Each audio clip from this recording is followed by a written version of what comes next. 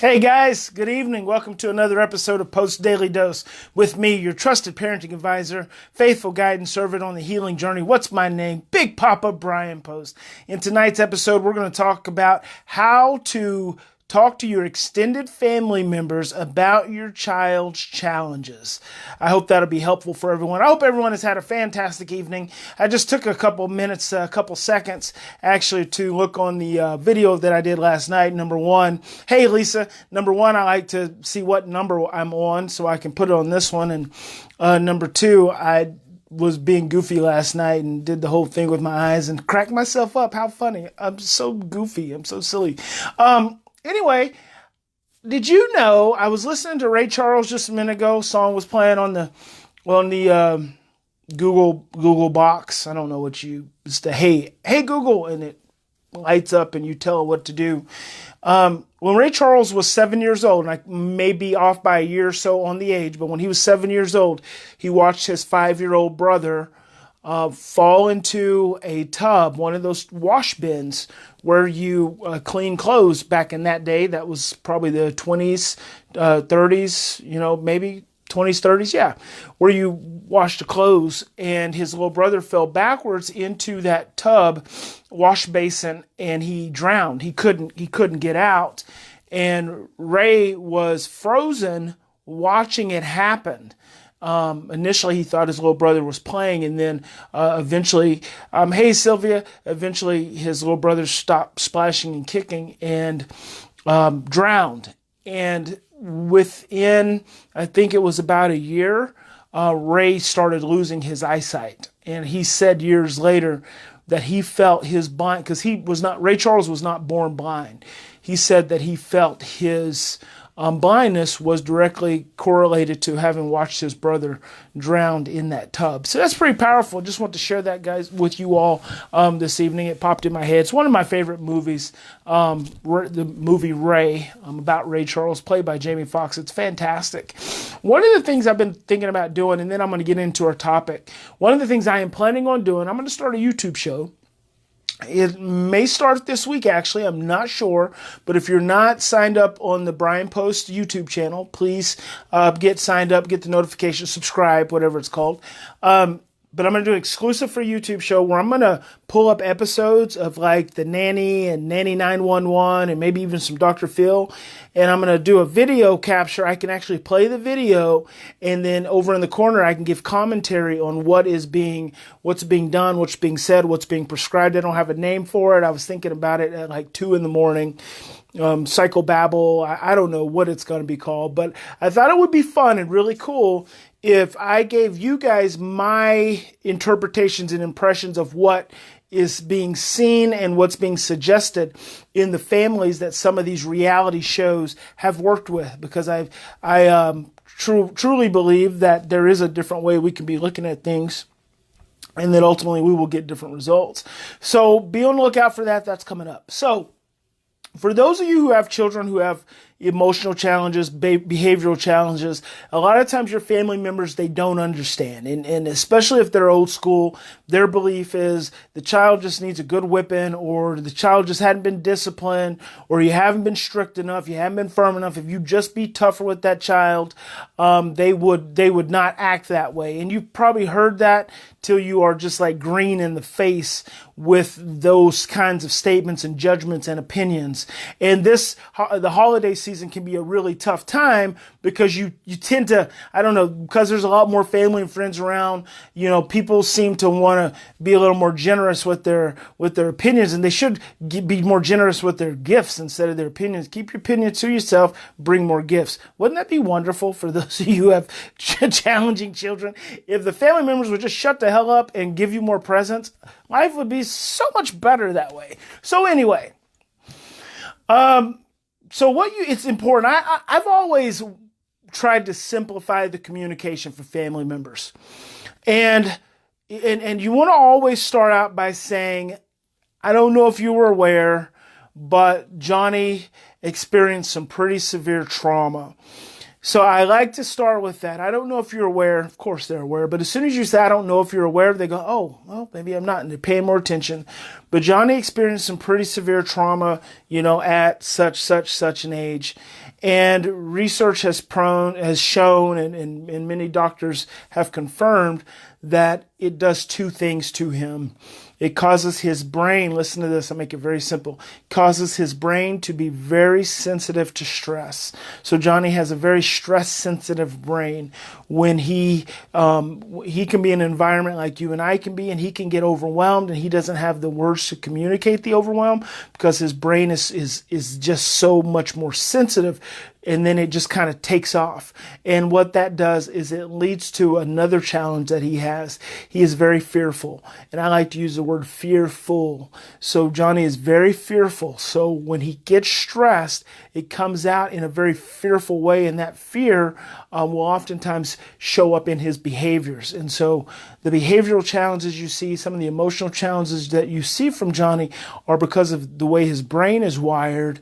And we've been working to try to help keep his brain more regulated and keep some of the sensitivity down so it can start to retrain itself. And then that also helps us to be able to work with him around his fears. So if you see me having challenges with Johnny, what's most supportive of me is if you just leave us alone, because your presence actually will create more stress for him, even though I know you're like just being loving and supportive and you want to help, but your presence will create more stress for him. And it actually, because of how sensitive his brain is, and I'm trying to parent him, my brain is prone to being more sensitive too. So then we both get really stressed out. That puts us both into a greater state of fear. I need you to trust that we've got this. Everything's going to be all right. And as soon as we get regulated, then we'll come out, we'll rejoin the rest of the family. It can be very helpful if we have a room that we can go to. Doesn't matter whose room it may be. Preferably a room where there's not a lot of stuff that could potentially get broken. Not that it's going to, because Johnny is doing much better at regulating himself. But potentially, we like to have a room, because what that does is it keeps the stress down. And when the stress is kept down, it keeps his fear levels down. So if we could just kind of map that out, I sure would be appreciative. And the more you can just tell Johnny how glad you are to see him and give him a hug if Johnny receives those kinds of things. If Johnny doesn't, if Johnny's prone to getting stiff and pushing away, just say, one of the things, I know this is really hard and it's not the same with all your other grandchildren or your nieces or your nephews or your friends, is that when you touch Johnny, his skin is really sensitive.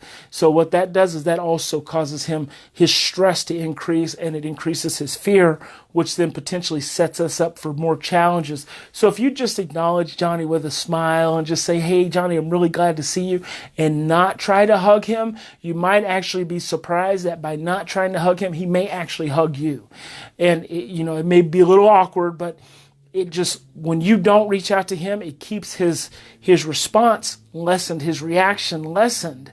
And again, remember, this is not something that Johnny is thinking about. This is something that happens automatically in his body. Some researchers, Big Papa tells us all the time, you can say Big Papa. Say Big Papa tells us all the time, they'll be, Big Papa? Oh yeah, you haven't heard you need to check Big Papa out on Facebook. Big Papa tells us all the time that in times of stress, our thinking becomes confused and distorted and our short-term memory is suppressed. And so much of what Johnny has dealt with, his trauma, is at a level that's underneath his thinking. But his stress is what triggers it.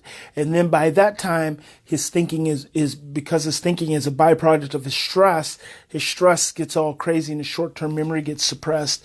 So if you could just try to keep that in mind, that'd be fantastic. Again, just tell Johnny how glad you are, how glad you are that he's hanging out, and keep the hugs down, or give him hugs, and if you start to feel uncomfortable or anything, just please let us know. And I'm going to really do my best to kind of stay tuned into Johnny. Sometimes I won't always be able to stay and sit and have the family conversation. I might just have to get up and go check on him. That just helps him reset his window of tolerance, and he stays more regulated. And ultimately the goal is for Johnny to stay more regulated. So I hope that's helpful. Do you have any questions? And there you have it. I mean, that's like 5 minutes, right? And it's very simple. It's very basic. You don't have to go into a lot of details. In fact, the less details, the better. Remember, you just start with, you may not be aware, but when Johnny was such and such age, he experienced some pretty significant trauma. And this trauma has wired his brain to where he's a lot more sensitive to stress, and he's a lot more fearful than other children. So there's certain things, and you can fill in the blanks for what's going to be supportive to Johnny. The key is just to communicate up front. Let the family members know if they don't already know. You know, I once was actually, when I was running a residential treatment center in Canada, one of our boys was going to be transitioning to another home, and I wanted him to be successful because the kid hadn't been successful up until he had been in our placement. It's the kid who used to run away all the time. He never ran away on our watch. It was because it was really strange. I'll tell you a real quick story.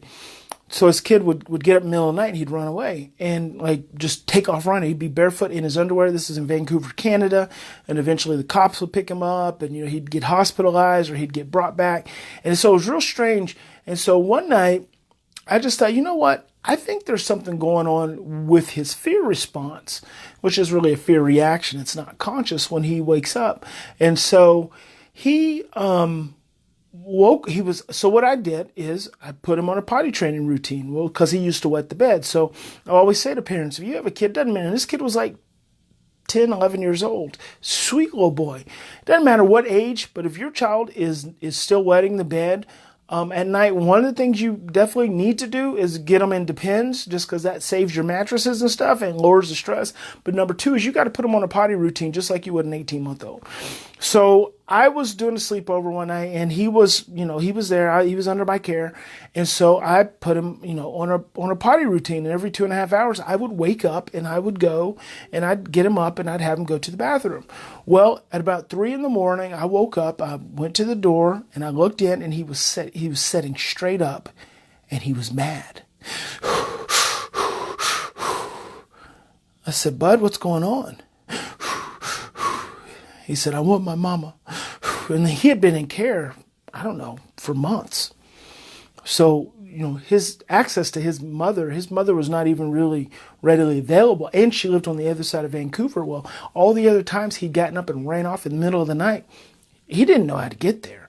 But this kid had ran from cops. He jumped in swimming pools. He jumped over fences. He was trying to get to his mother. And so obviously, cognitively, he's not all there. And so at 3 a.m, he's breathing hard. "I want to get to my mom." And I said, "You're missing your mom." He said, "Yes." He said, I said, "You miss your mom. You want to see your mom, don't you?" He said, "Yes." I said, "I understand." That was the breakthrough. No one had connected that he was waking up in the middle of the night. No one was around. No one was there to make him feel safe. And he was running to find his mother. This kid who was running away all the time, running to find his mother on the other side of Canada. That's like being in Norman trying to get to Edmond. So, I mean, it's like impossible for an 11-year-old to know where he's at or even to get there. And so I got him up. I said, "Well, come on, let's go to the bathroom." And got into the bathroom. We went on in the living room, sat down. I said, "Can I get you some hot cocoa or something? Let's just relax here." And I laid on the couch, and he started out on the couch, and then he kind of rolled down to the floor. Then he climbed underneath the coffee table, pulled a blanket over himself, and he went back to sleep. That was the last time that kid ran away, because we were able to intervene in a really fearful experience for him. So I don't know, just sometimes these old stories, these old experiences I've had just pop in my head. But I just want you to keep that in mind. Pre-planning, pre-education. Oh, the whole reason I said that is because when he got ready to transition to another home, I wrote a letter in his words, I used his name, but I wrote it describing to them about all the reasons why he's fearful and some of the things that happens and some of the things that he will do, but for them to understand that he was fearful, he was scared, and here are the ways that they could help him. And I think it was beneficial for him. So God bless you. Thank you for joining me. Remember, in any given situation, we always have two choices. We can continue to do the same thing. We can continue to react from the same imprints and same patterns of fear and stress and overwhelm. Or, guys, we can stop. We can take 3 to 10 deep breaths. We can slow down and we can choose love. We can do that. It's a wonderful Sunday evening. I hope you go to bed tonight. I hope the weekend has been restful for you. I hope it has been peaceful and has not been with too much stress. And I hope when you go to bed, with peace in your heart. And I hope your body releases the stress that it's been carrying, releases the worry that's been carrying, releases the fear that's been carrying, releases the anxiety that it's been carrying. And when you wake up in the morning, my hope for you is that you wake up refreshed, restored, and reinvigorated, and ready to make Christmas Eve a wonderful, peaceful, joyful day. God bless you. Big Papa loves you, and I will see you tomorrow.